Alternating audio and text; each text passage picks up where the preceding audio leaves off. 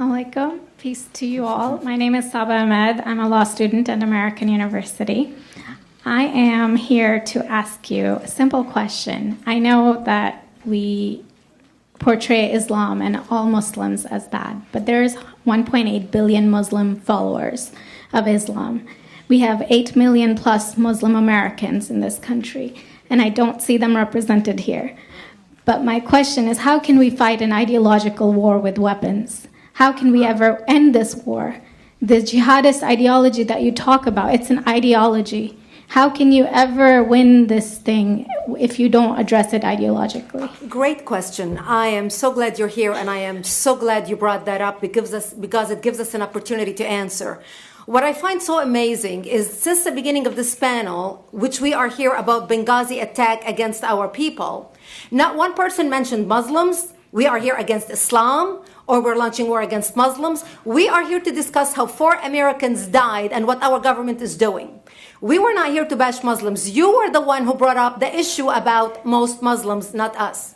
And since you brought it up, allow me to elaborate with my answer.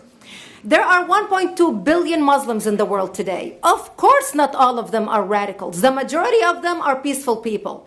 The radicals are estimated to be between 15 to 25%, according to all intelligence services around the world. That leaves 75% of them peaceful people.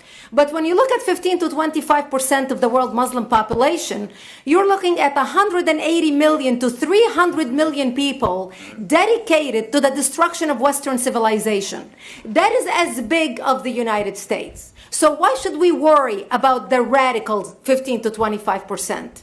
Because it is the radicals that kill. Because it is the radicals that behead and massacre. When you look throughout history, when you look at all the lessons of history, most Germans were peaceful. Yet the Nazis drove the agenda. And as a result, 60 million people died.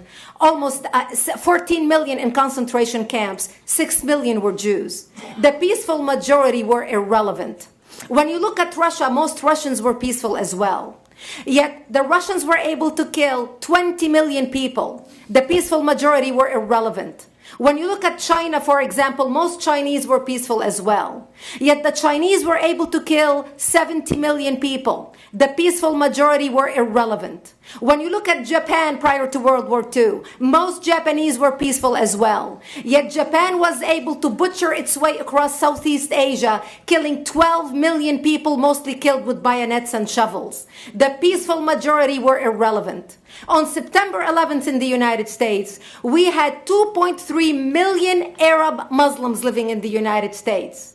It took 19 hijackers, 19 radicals to bring America down to its knees, destroy the World Trade Center, attack the Pentagon, and kill almost 3,000 Americans that day. The peaceful majority were irrelevant. So for all our powers of reasons and us talking about moderate and peaceful Muslims, I'm glad you're here. But where are the others speaking out? And since you are the only Muslim representative,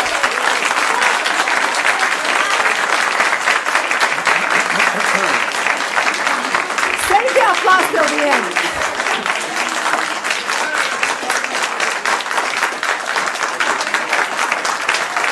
Thank you.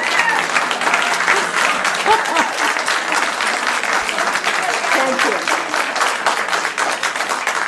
And since you're the only Muslim representative in here, you took the limelight instead of speaking about why our government, and I assume, are you an American? You're an American citizen. So as an American citizen, you sat in this room and instead of standing up and saying a question or asking something about our 4 Americans that died and what our government is doing to correct the problem, you stood there to make a point about peaceful, moderate Muslims. I wish you brought 10 with you to question about how we can hold our government responsible. It is time we take political correctness and throw it in the garbage where it belongs and stop calling it fair.